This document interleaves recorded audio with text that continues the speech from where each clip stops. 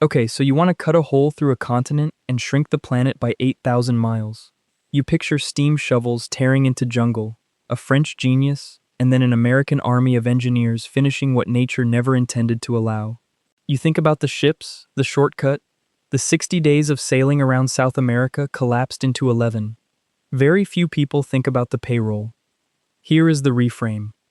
The Panama Canal did not fail because the engineering was too hard. It failed once, killed tens of thousands of people, and bankrupted a national investment scheme before it ever succeeded. And the version that finally worked only worked because someone finally treated the mosquito as a bigger threat than the mountain. Here is the number that puts all of it in perspective. Building the canal cost more than 4 times what the Suez Canal had cost, and that is before counting a single dollar the French had already burned, trying and failing to build it first. That is not a footnote. That is the whole story compressed into one number. So here is the question nobody asks cleanly. How does a project sold as a triumph of human engineering become, quietly, one of the deadliest labor arrangements in the history of American capitalism? The answer is not what most people expect. It starts with a Frenchman who had already built a canal once before, and assumed that meant he could do it again. Before we understand the Panama Canal, we need to understand the problem it was supposed to solve. In the late 19th century, a ship sailing from New York to San Francisco had one option: around Cape Horn, at the southern tip of South America, a journey of roughly 12,000 miles and 2 months at sea. A canal across the 50-mile Isthmus of Panama would cut that to about 5,000 miles and 11 days. For merchants, navies, and empires, that difference was not a convenience. It was a rewriting of the global map of trade. Enter Ferdinand de Lesseps. A decade earlier, he had built the Suez Canal, a sea-level cut through flat Egyptian desert, and it had made him one of the most celebrated men in France. In 1881, his company began digging in Panama using the exact same design. A sea-level canal, no locks, just a straight channel from ocean to ocean. This was the key structural decision, and it was catastrophic. Panama is not Egypt. It has mountains, an unpredictable river, and rainfall measured in feet per year rather than inches. The mechanism that had worked in the desert did not survive contact with the jungle. De Lesseps' company raised money from roughly 800,000 French investors, school teachers, shopkeepers, widows, on the strength of his Suez reputation alone. No independent feasibility study required. That was the innovation, and also the vulnerability, an entire national fundraising apparatus, built on one man's prior success, with almost no institutional check on whether this project actually resembled the last one. Early results seemed to justify the faith. Within a few years, the company had moved tens of millions of cubic yards of earth and built out a functioning railway and worker camps. Investors back in France read glowing dispatches and kept buying bonds, confident they were funding a repeat of Suez. But underneath the excavation numbers, a second number was climbing faster: the death toll from yellow fever and malaria, diseases nobody in 1882 understood were carried by mosquitoes. The company was winning the fight against rock and losing, badly, the fight against biology, and it did not yet know it. There was also a geography problem the Suez model simply could not absorb. Egypt's desert offered flat, stable, sun-baked ground. Panama offered the Chagres River, a waterway that could rise dramatically in a single rainy season and had a habit of drowning excavation work that had taken months to complete. A sea-level canal through that terrain would have required cutting through mountains hundreds of feet deep, rather than the modest trenches Suez had demanded. De Lesseps' team pressed ahead with the sea-level design anyway, for years, because changing the plan meant admitting the celebrated formula didn't transfer. And admitting that meant admitting the entire fundraising pitch had been oversold from day one. Prestige alone doesn't explain what this project became. Here is where the math gets uncomfortable. Let's run the actual numbers, because they are almost impossible to comprehend at first glance. Start with the input cost. De Lesseps' company spent roughly $287 million between 1881 and 1889, in an era when a skilled laborer's daily wage was measured in single dollars. That figure represents an almost unfathomable transfer of ordinary savings into a single hole in the ground. Anchored to the purchasing power of the day, that is on the order of several $billions in today's money. And it bought the company only about 40% of the necessary excavation. Then there's the ongoing cost, which is where the real surprise sits. Running a tropical worksite in the 1880s meant constant labor turnover because workers kept dying. Estimates for French-era deaths run as high as 20,000, and some historians push the figure higher still once undocumented deaths are included. Every death meant recruiting, transporting, housing, and retraining a replacement, a hidden payroll tax that never appeared as a single line item, because it was distributed across thousands of individual deaths that nobody was tracking as a cost center.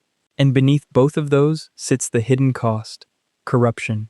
To keep French investors calm as the money disappeared and progress stalled, company officials bribed journalists and more than 100 members of the French Parliament to suppress unfavorable coverage and approve emergency financing. When it collapsed in 1889, the scandal that followed, Panama became, for a generation of French readers, shorthand for financial fraud, implicated cabinet ministers, and nearly toppled the government. This was not a project that ran over budget. It was a project that had to actively deceive its own funders to stay alive as long as it did. Read that again. A company recruited from a nation's household savings, spent nearly $300 million, killed an estimated 20,000 people, bribed its own legislature to keep the money flowing, and still only finished 40% of the job. There is a physical number worth sitting alongside the financial one.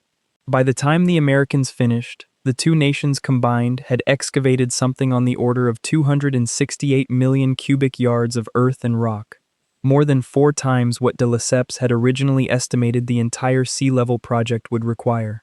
The French effort alone accounted for roughly 30 million of those cubic yards before it collapsed, meaning the overwhelming majority of the physical work, like the overwhelming majority of the money, still lay ahead of the Americans when they took over in 1904. Zoom out to the total. Add the American phase that eventually finished the project.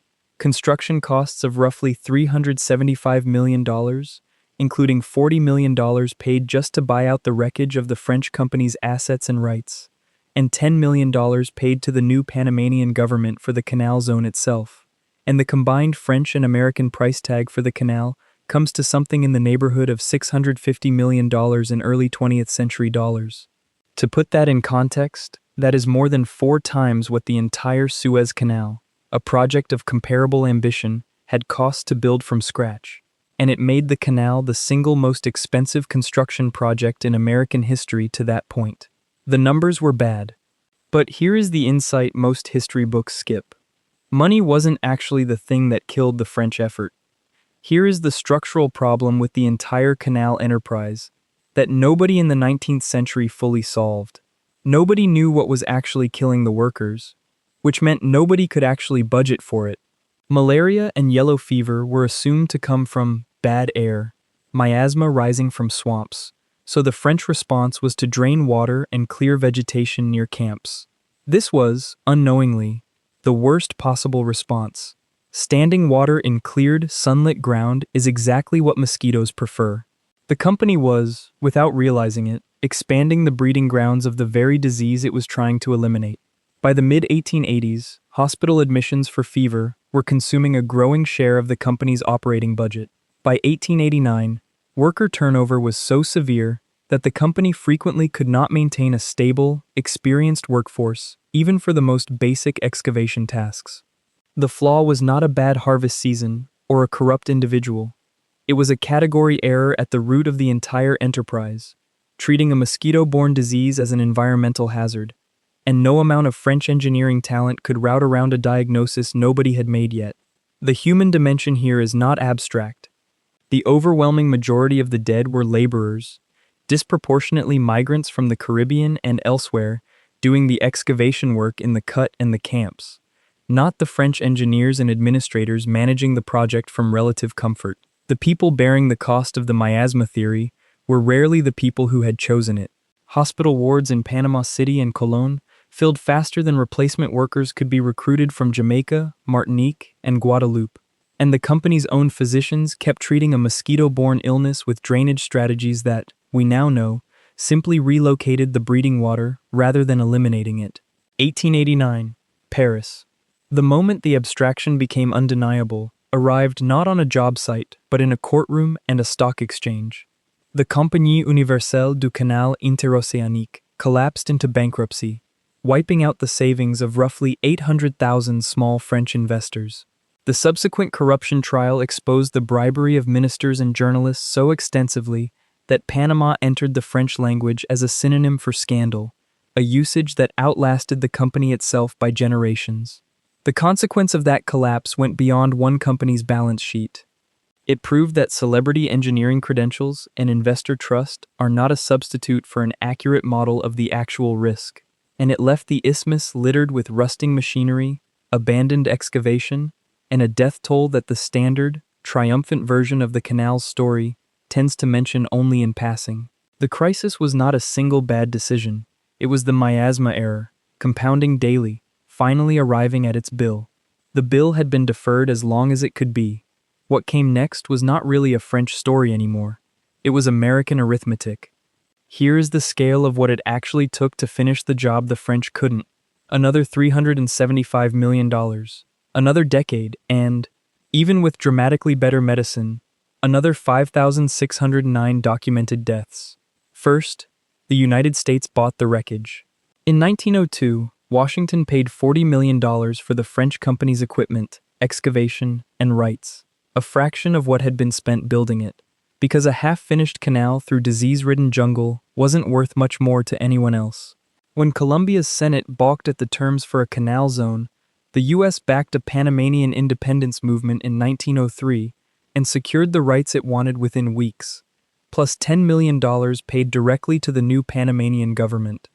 Next, the U.S. effort had to solve the disease problem before it could solve the engineering problem. Dr. William Gorgas, applying the recently confirmed mosquito theory of transmission, ran an aggressive campaign of fumigation, drainage, and netting that collapsed yellow fever deaths within a couple of years and sharply reduced malaria. This single public health correction is arguably the actual reason the American canal succeeded where the French one hadn't. Not superior engineering, but a superior diagnosis, applied at scale. Chief Engineer John Stevens then abandoned the sea-level design entirely in favor of a lock canal, using Gatun Dam to raise ships over the mountains rather than trying to cut through them, the very compromise de Lesseps had refused to consider. Even that redesign kept extracting its own price.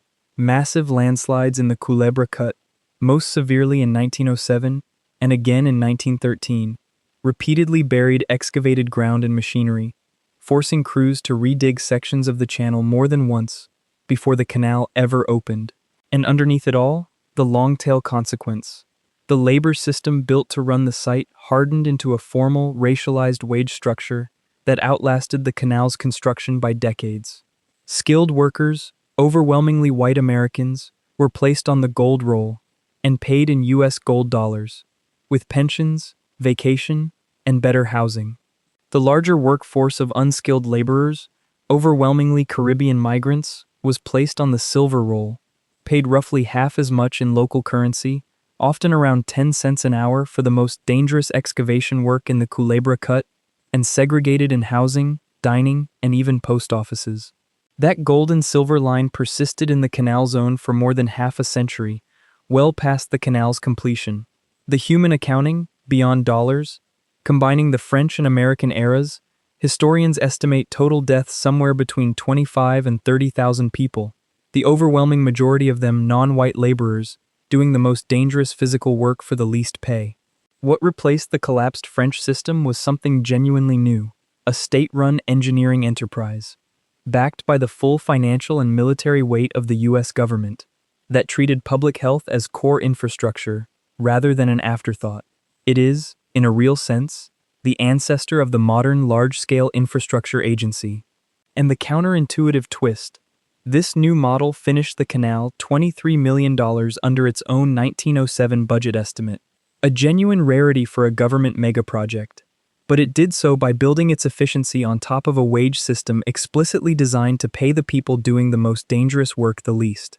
So here is the honest ledger of the Panama Canal. On the asset side, it genuinely rewired global trade, cutting the New York to San Francisco voyage by nearly 80%, and it still moves hundreds of millions of tons of cargo a year, generating billions in toll revenue for Panama annually. On the liability side, it took two national efforts: one, outright bankruptcy, a corruption scandal that reshaped French politics, and a death toll in the tens of thousands to get there. And the workforce that absorbed almost all of that risk was paid, quite literally, in a different and lesser currency than the workforce that managed it. The Panama Canal was not produced by a uniquely reckless Frenchman or a uniquely ruthless American government. It was produced by incentives, a financing model that rewarded reputation over verification, a wage system that rewarded employers for pricing danger cheaply, as long as the people absorbing that danger had no leverage to refuse it. Each step was rational for the people running the system. Each step was paid for by the people who weren't.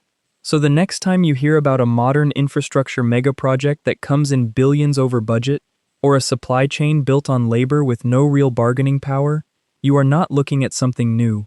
You are looking at something very, very old.